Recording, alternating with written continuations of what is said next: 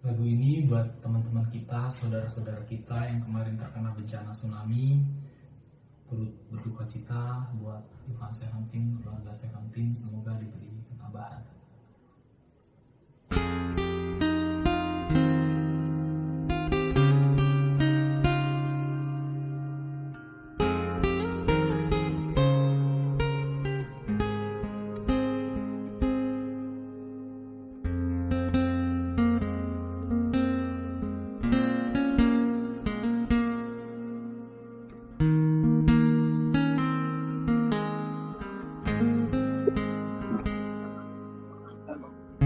Assalamualaikum, Pak Asep. Apa kabar? Waalaikumsalam Pak Bud, Alhamdulillah baik. Pak Asep, mohon maaf sebelumnya ya. Saya Hmm. perhatikan Pak Asep terlihat pada minggu-minggu ini, di ajaran baru ini terlihat murung, Pak Asep.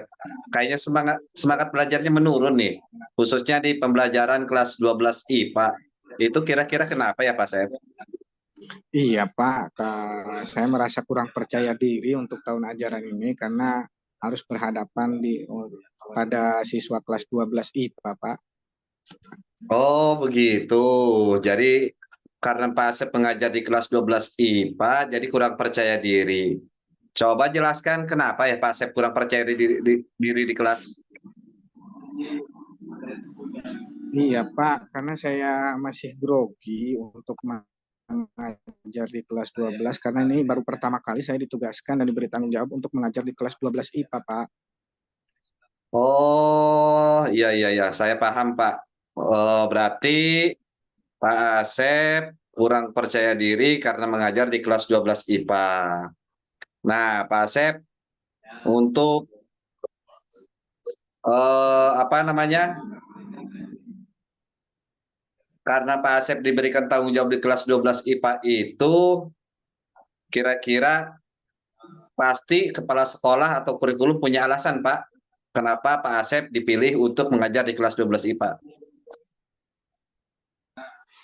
Iya, Pak, karena saya merupakan guru eksak di bidang matematika dan sudah lama juga mengajar di kelas 10. Mungkin pimpinan sama kurikulum memberikan saya kesempatan untuk mengajar di kelas 12, Pak. Nah, itu kan bagus, Pak. Artinya Pak Asep sudah diberikan kepercayaan untuk mengajar di kelas 12 IPA, khususnya bidang ekstrak matematika, karena mungkin Pak Asep ini mumpuni mengajar di kelas 12 IPA. Iya, Pak. Kira-kira rencana Pak Asep setelah mengajar di kelas 12 IPA ini lebih percaya diri untuk bisa belajar seperti apa, Pak? Nah, rencana saya sih mungkin yang pertama harus berkonsultasi dengan rekan guru senior yang sudah mengajar di kelas 12, kemudian mempelajari metode pembelajaran agar lebih berinovasi sehingga pembelajaran matematika di kelas tidak terlalu kaku dan lebih menyenangkan gitu, Pak. Nah, itu bagus, Pak. Artinya Pak Asep sudah punya rencana dan sudah mempersiapkan tentunya ya. Nah, sekarang apakah Pak Asep sudah mulai percaya diri dengan apa yang akan dilakukan oleh Pak Asep? Insya Allah Pak, dengan pembicaraan ini saya sedikit lebih percaya diri untuk bisa mengajar di kelas. Terima kasih Pak. Oh iya, iya sama-sama Pak Asep. Mudah-mudahan eh, persiapan Pak Asep dalam pelaksanaan pembelajaran selanjutnya itu mempunyai komitmen Pak Asep terhadap rencana tersebut yang kedepannya seperti apa Pak?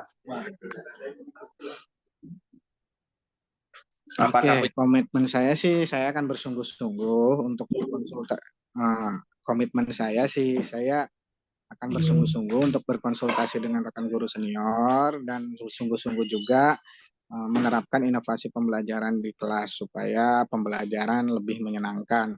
Mungkin ini sebagai jalan saya agar bisa lebih percaya diri ketika berada di kelas, Pak. Nah, saya setuju Pak Asep. Nah, mudah-mudahan komitmen Pak Asep agar lebih meningkatkan pelajaran di kelas 12 IPA ini, saya doakan mudah-mudahan semuanya berjalan dengan baik dan lancar ya Pak Asep ya. Iya, Pak. Terima kasih, Pak. Oh iya, sama-sama Pak Asep ya. Selamat ya, mudah-mudahan sukses dan bisa menjalankan amanah di kelas 12 IPA ini. Baik, kalau begitu ya Pak Sep, mudah-mudahan berjalan dengan baik. Ya, Oke, baik. Siap, Pak. Baik. baik. Terima kasih, Mangga. Assalamualaikum. Waalaikumsalam warahmatullahi wabarakatuh.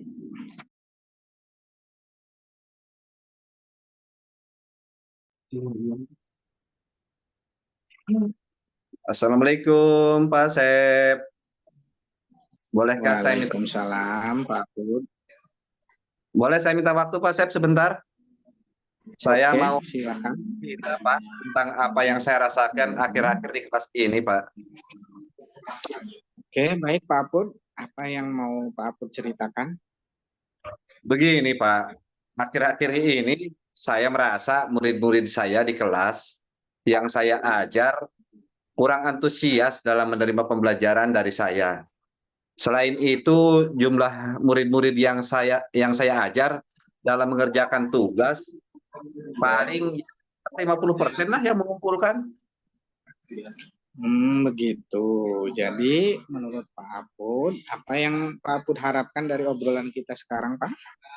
Iya, saya harapkan sih Pak begini, ada solusi atas permasalahan yang saya hadapi ini Pak. Oke, menurut Pak Aput, hal apa saja yang membuat murid-murid Pak Aput tidak antusias di pembelajaran di kelas, Pak?